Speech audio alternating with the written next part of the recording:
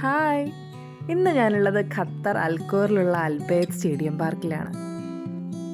2022 ഖത്തറിൽ വെച്ച് നടന്ന ഫിഫ വേൾഡ് കപ്പ് മാച്ച് നടന്ന സ്റ്റേഡിയങ്ങളിലൊന്നാണിത്. ഏകദേശം 12 ഏക്കറിൽ സിറ്റുവേറ്റ് ചെയ്തിരിക്കുന്ന ഈ സ്റ്റേഡിയം ഒരു ട്രഡീഷണൽ ആയിട്ടുള്ള അറബിക് ടെൻറ്റിൻ്റെ അപ്പിയറൻസിലാണ് കൺസ്ട്രക്ട് ചെയ്തിരിക്കുന്നത്. 69,000-ഓളം ആളുകളെ അക്കോമഡേറ്റ് ചെയ്യാനുള്ള കപ്പാസിറ്റിയും ഈ സ്റ്റേഡിയത്തിനുണ്ട്. ഏകദേശം 7,000 കാഴ്സും 350 ബസ്സസും അക്കോമഡേറ്റ് ചെയ്യാനുള്ള വിശാലമായ ഒരു പാർക്കിംഗ് ആണ് അവിടെ ഉള്ളത്. ഇവിടെ മെയിൻ്റനൻസിനും മറ്റ് ആവശ്യങ്ങൾക്കും ഉപയോഗിക്കുന്ന ഒരു പ്രത്യേകതരം വെഹിക്കിൾസ് പാർക്ക് ചെയ്തിരിക്കുന്നതാണ് ഈ കാണുന്നത്. സ്റ്റേഡിയത്തിൻ്റെ എൻട്രൻസിനോട് ചേർന്ന് തന്നെ അത്യാവശ്യം വലിപ്പമുള്ള ഒരു ഫുട്ബോൾ പിച്ചുമുണ്ട്. ഇവിടെ ഒരുപാട് മരങ്ങൾ നട്ടുപിടിപ്പിച്ചിട്ടുണ്ട്. എല്ലാ മരങ്ങൾക്കും ഇതുപോലെ ഒരു ടാഗും കാണും.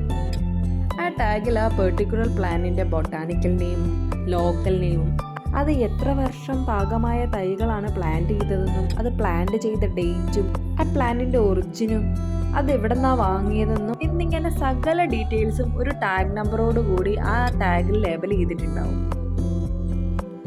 സ്റ്റേഡിയത്തിൻ്റെ ലെഫ്റ്റ് സൈഡിലായിട്ടാണ് പാർക്ക് വരുന്നത്. ഒരു ഈവനിങ് വാക്കിനൊക്കെ പോകാൻ പറ്റിയ കാം ആൻഡ് പീസ്ഫുൾ എൻവയോൺമെൻറ്റ്.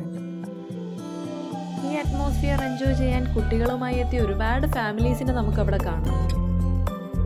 അവിടെ വലിയൊരു പോണ്ടുണ്ട്, അതിലൊരുപാട് പലതരത്തിലുള്ള ബേർഡ്സും. ദേ കണ്ടില്ലേ, 2 ഭംഗിയുള്ള അരയന്നങ്ങൾ. ഇവർ ലവേഴ്സ് ആണെന്നാണ് തോന്നുന്നത്. അവിടെ ഒരുപാട് താറാവുകളും ഉണ്ടായിരുന്നു.